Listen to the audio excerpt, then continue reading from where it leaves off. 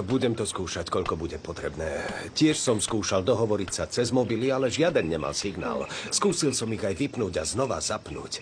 Don Guillermo, Estrella. Videli ste Casildu? Nie. Ako... Nie je tu. Ako to... Stratila sa. Pokojne, Ale prečo nás sledujete? Prečo? lebo je to zábava. Keby si videla, aký vydesený výraz teraz máš, tak by si to pochopila. Neubližujte nám, prosím vás. Vieš, čo je najzábavnejšie zo všetkého? Keďže už nie si blázon, ľudia nebudú pochybovať, že si ma videla, keď im to povieš. Prosím vás, neubližujte nám, prosím. Nemám to prečo robiť. Najmenej tak skoro, ako si myslím. Keby som ťa zabil teraz, prehrali by sme celú hru. Ste obyčajný vrah. Je mi cťou, Casilda. Raz som si už užíval hon na Estrelu. Teraz si budem túto hru znova užívať. Lebo keď niečo na tomto mieste máme, je to čas.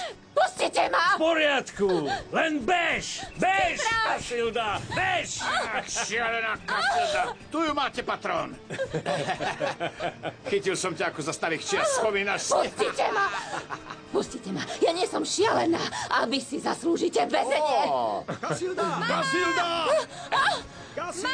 Čo robíme, patrón? Casilda! Mamička! Zabijem ju konečne. Nie. Len ju uspí, aby sa naučila hrať na mačku a myš. Áno, patrón.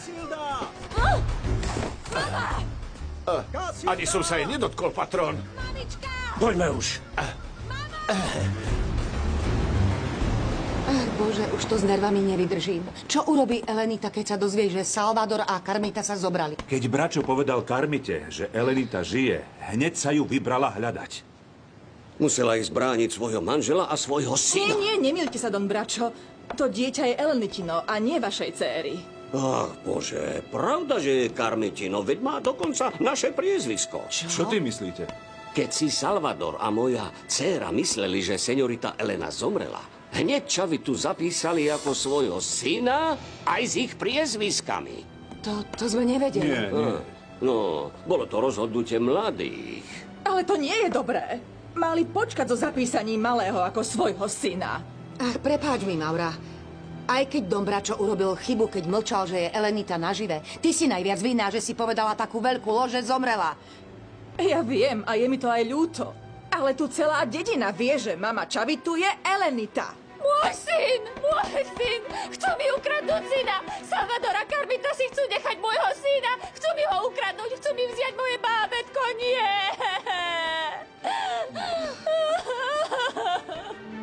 Tam je! Mama! Tam je!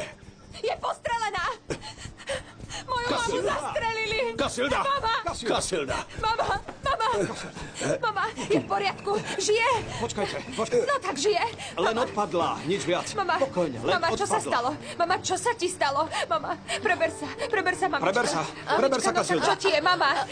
Ale on pára. Stretla som tu Leona Páru. Čo ti urobil? Nič mi neurobil, ale povedal, že chce skoncovať s každým jedným z nás. Snaží sa nás len zastrašiť. Teraz mal svoju najlepšiu príležitosť. Bože. Nie, lebo mi povedal, že nie, že sa neponáhľa a že si chce túto hru na mačku a myš užiť. Vidíte? Len nás chce vystrašiť. Sú ozbrojení, Hernán. Nechcú mi dať môjho synčeka. Doňa Aurora, vy viete, že Čavitová mama som ja. Prosím, povedzte svojmu synovi, nech mi ho vráti. Prosím vás, povedzte mu Pokoj to. sa, Elenita, pre Boha. Povedzte to Carmite, aby mi vrátila môjho syna. Ona už má Salvadora, môžu mať veľa detí. Čavita je môj, vy to No ja viete, si myslím, prosím vás. že ste stratili svoje práva, keď ste ho darovali Carmite. To už viac neopakujte. Dala som jej ho, lebo som si myslela, že zomriem. Ale Carmita nie je na vine, že ste si to mysleli. Don Antonio, prosím vás, vy mi pomôžte. Veď nie je možné, aby ste všetci súhlasili s tým, že mi ho chcú ukradnúť. Nie, musia ti ho vrátiť. Je tvoj a budeme bojovať. Nedotýkaj sa ma, Maura. Ty si skutočná vinička toho, čo mi robia za to, že si vymyslela, že som mŕtva. Elenita, to mi nehovor. Nenávidím ťa, Maura, nenávidím. A nikdy ti to neodpustím. Nikdy, rozumieš? Nikdy. Elenita, prosím ťa, počkaj. Elenita. Pane Bože, čo budeme robiť? Láska moja, čo budeme robiť?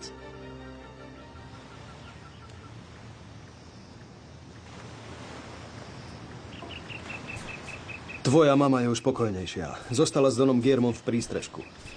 Prečo sa nám to muselo stať, Hernán? Prečo sme museli spadnúť na toto miesto? Možno odtiaľ to nikdy neodídeme. Je to moja vina, že som ti tajil pravdu. Čo to hovoríš? Chcel som ťa dostať z Mexika skôr, ako by si bežala za Viktorom Manuelom potom, ako sa to dozvieš. Nerozumiem. V tú istú noc, ako ťa korál napadla, Viktor Manuel mal veľmi vážnu nehodu.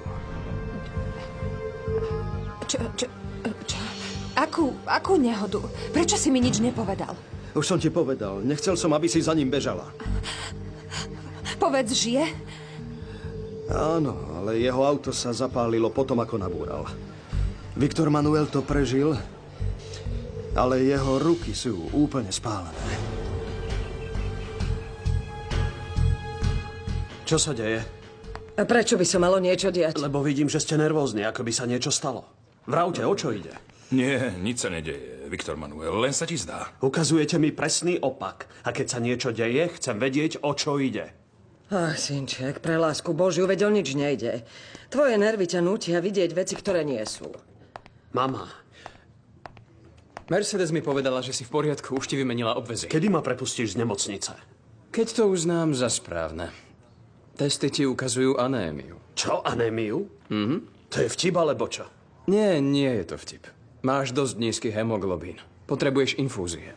Pozri, Osvaldo, keď ma tu chceš silou mocou udržať, vymysli si niečo kreatívnejšie, ale nesprávaj sa ku mne ako k dieťaťu. Ja nie som Tyliko. Synček, pán doktor Osvaldo rozhodol, aby si zostal a doktor je on. Nikdy ti nehovoril, ako navigovať tvoje lode však. Takže ty mu nehovor, ako má robiť svoju lekárskú prácu. Dobre, synáčik môj? Presne tak, dobre. Vyhrešte ho a pomôžte mu dobre jesť. Potrebuje to. Isté. S dovolením. Idete so mnou na chvíľu. Áno, isté, že hneď sa vrátim. Ty mi neodíď. Čo sa to deje? Povedz mi to. Nič sa nedeje, Viktor Manuel. Už si prestaň kadečo predstavovať. Nič sa nedeje. Išiel plnou rýchlosťou po predmestí. Žiadal som ho, aby nešiel tak rýchlo, ale jediné, čo mal na mysli, bolo zachrániť ťa pred korál. Potom stratil kontrolu nad autom. Nabúrali sme. Odpadol som a keď som sa prebral, auto bolo v plameňoch. Podarilo sa mi ho vytiahnuť, ale jeho ruky boli spálené. Úplne zhorené. Preboha, povedz niečo. Čo ti mám povedať, čo ešte nevieš? Viem, ako ho ľúbiš. Vieš aj iné veci. Ale sú príliš bolestivé a je namáhavé ich prijať. Ale tu sme sami. Bez tajomstiev a bez masiek. Medzi nami je veľká pravda. Si úbohý muž, ktorý za nič nestojí. Nestrieľa. Žiadal si ma, aby som hovorila, tak ma počúvaj. Nie si nič iné ako manipulátor. Neistý sám sebou. Musel si pristúpiť k podvodom a klamstvám, aby si ma získal. A to, čo si nepochopil, ti vysvetlím. Nikdy, Hernán. Nikdy by som sa nezamilovala do takého, ako si ty. Chápem tvoj Nie, hnev, ale... ja nie som nahnevaná. Som zranená a zúfala, že musím byť tu a jediné, čo chcem, je utekať do náručia Viktora Manuela. Ja som tu tiež obeť, nie vinník nehody, lebo tej prekliatej nehode som nevedel zabrániť. Chcem byť po jeho boku, lebo ho milujem. Umieram túžbou po ňom, Hernán. Milujem ho a nenávidím všetkých, ktorí nám chcú v našej láske zabrániť. Nemal si právo manipulovať mnou, aby som s tebou išla na túto hlúpu cestu. Urobil som to, lebo ťa ľúbim. Jediné, čo o láske vieš, je, že ju nerešpektuješ. Iba to. Nie len, že si sklamal mňa ako ženu. Nerešpektoval si lásku, ktorú cítim k Viktorovi Manuelovi. A to je niečo, čo ti nikdy neodpustím. No tak, otvor ústočka. Mamičky, no výborne. Teraz už chápem, prečo si taký neoblomný. Lebo vo svojom vnútri si chlapec, ktorý nikdy nevyrástal. Jasné, teraz treba dať papanie do ústočiek dieťatka. Presne tak. Otvor ústa, otvor ústa. A vôbec mi to nepripadá Nebuď taký ufrflaný. No tak, lietadielko, tu letí lietadielko. Dobre. S dovolením. Poďte. Nesiem vám džús z repy, aby ste mali silu. Á, A váš liek, ako lebo je dobré. už práve čas. No tak, šup, napísa. Práve som videla na internete, že na budúci týždeň ide do predaja vaša posledná kniha. Nič ste mi nevraveli. Je to krásna kniha. Volá sa More lásky. Rešpektovala som ťa. Obdivovala. Bol si môj hrdina, lebo si mi vyliečil mamu. Teraz aj to poprieš, pravda, že viem? Nie. Teraz chápem, že dokonca aj tá najhoršia z ľudských bytostí má trochu slušnosti. Budem znovu slušný. Nie, nebudeš. Zo všetkého rešpektu, ktorý som voči tebe kedysi mala, zostala len ľútosť. A čo ľutuješ? Že som ťa spoznala. Že som ťa považovala za priateľa. Chcela som si ťa vziať, Hernán. Verila som ti. Oklamal si ma. Práve som sa dozvedel, čo sa stalo Estreli a jej rodičom. Pane Bože, všetci sme zúfali naozaj. Nie je fér, že by Estrela zomrela, keď začína žiť. Odmietam myšlienku, že je mŕtva. Treba počkať, kým sa správa nepotvrdí. Teda v prípade, že je to pravda. Bože. Ale Viktor Manuel sa o tom za žiadnu cenu nesmie dozvedieť. Nie, iste, to si myslíme všetci. Nič mu nepovieme. Bolo by to pre neho kruté. Áno, iste. Dokonca by mu to mohlo spôsobiť vážne následky. Pozrite, ak dovolíte, neprepustím ho z nemocnice. Áno. Tu na klinike mu nikto nič nepovie. Je pravdepodobné, že vonku mu niečo povedia. Uvidí to v televízii, v tlači. Iste. Veď urobte to, čo si myslíte, že je vhodné, doktor, pre dobro môjho syna. Tu zostáva. Výborne. Naozaj mi nepoviete, o čom je tá nová kniha? O čom je kniha? No, je to príbeh smutnej a v skutočnosti nenaplnenej lásky. Som fanúšikom šťastných koncov, takže mi radšej nič nehovorte. Radšej sa to dozviem, keď ju prečítam. Príbehy lásky sú také príjemné a krásne. Niekedy ste pre lásku trpeli, Mercedes? Nie, bohužiaľ nie. A prečo bohužiaľ? No, lebo som ani nemala šťastie sa do niekoho zamilovať. A to je oveľa horšie, ako trpieť pre lásku. Nevadí vám, keď tu chvíľu zostanem sa s vami rozprávať? Nie. Môžete zostať, ako dlho chcete. Vlastne po tej prechádzke v záhrade som si uvedomil, že ste mi sympatická. Áno, Hernán sa hral s nami všetkými. Iste, ospravedlňuje to tým, že to urobil z lásky k tebe však, ale nič neospravedlní to, čo urobil. Ani ja s tým nesúhlasím. Ste darebák, Hernán. Vašou vinou sme boli na pokraji smrti a stále nie sme v bezpečí, lebo Leon je nažive a ide po nás.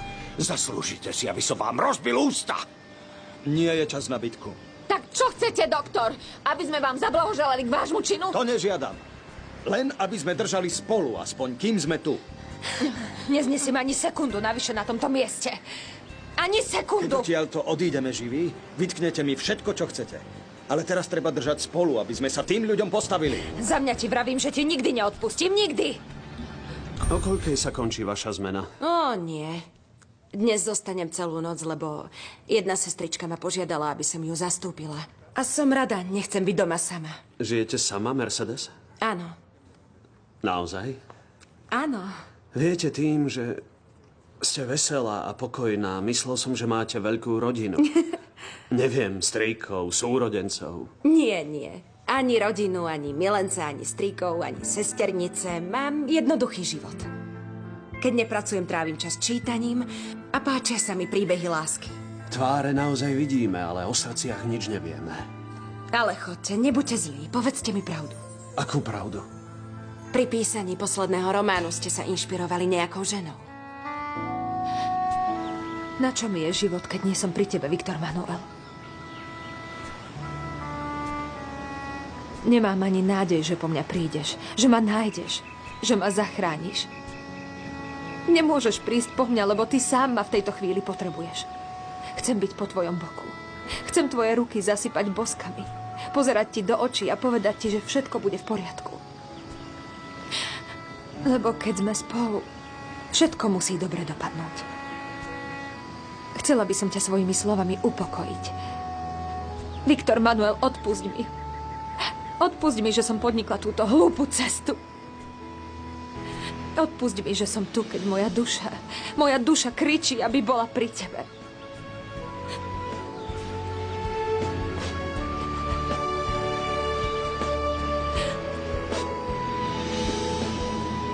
Prišiel som do Playa Escondidy zničený pre údajnú smrť jednej ženy, s ktorou som mal románik. Románik krátky, vášnivý, no rozhodne bez lásky. Dobre, ale keď ste dokázali vidieť rozdiel medzi vášňou a skutočnou láskou, to preto, že ste stretli lásku? Isté. V tej rybárskej dedinke som sa zamiloval do Estrele Marin. Estrela Marina. Aké pekné meno. Keď som Estreliu Marinu spoznal, bol som taký opojený alkoholom a pocitom viny, že som si nedokázal všimnúť lásku, ktorá prišla do môjho života.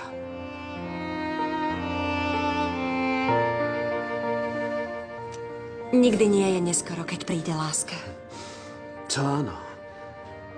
A môj príbeh s Estreľou bol sériou stretnutí a teatrálnych rozchodov vďaka ľuďom, ktorí boli vždy proti nám. A ste s Estrelou manželia? Nie, nie sme manželia. Teda vždy to bolo moje želanie, ale nikdy sa nestala mojou ženou. A teraz som v dobrom, aj v zlom legálne ženatý s inou ženou.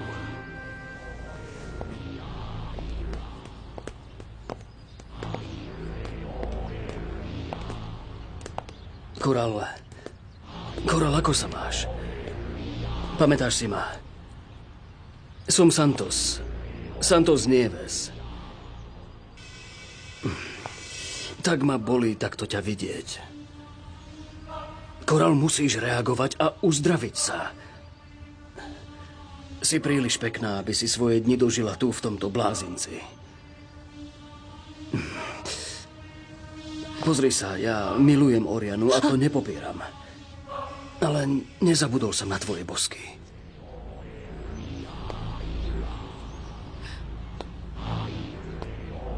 Santos? Santos Nieves? Takže o Estrelite Marine nič nevieme? Nie, nič. A jej rodičia? Nie, nič. Poviem vám, naozaj sa veľmi bojím, že to lietadlo padlo a že ich zjedli žraloky a že... Veď sa ti ústa spália. Radšej na také veci nemyslieť, áno? Nie. To všetko je také bolestivé. A Viktor Manuel to už vie? Nie. Viktor Manuel!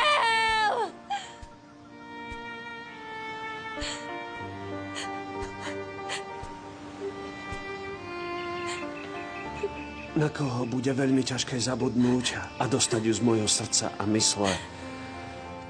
To je Estrela Marina. Ale dokážem to. Dostanem ju preč. Prečo chcete zabudnúť, keď je to láska vášho života? Povedal som vám. Nikdy nedovolím, aby ma videla v takomto stave. Estrela Marina vie, že na ňu chcete zabudnúť? Nie. Myslím, že ju to nezaujíma.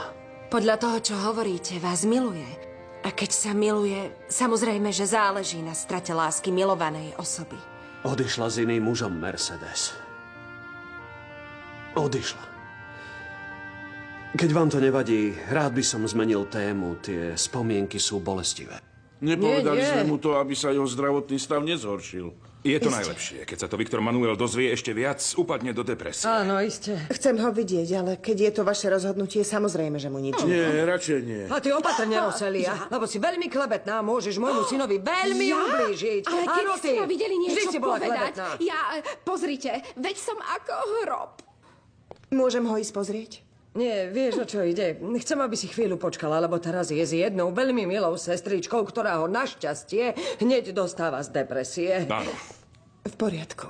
Čo je? Nevideli ste Santosa? Santosa? Reagovala si, Koral. Ty si ma spoznala. Pamätáš si moje meno?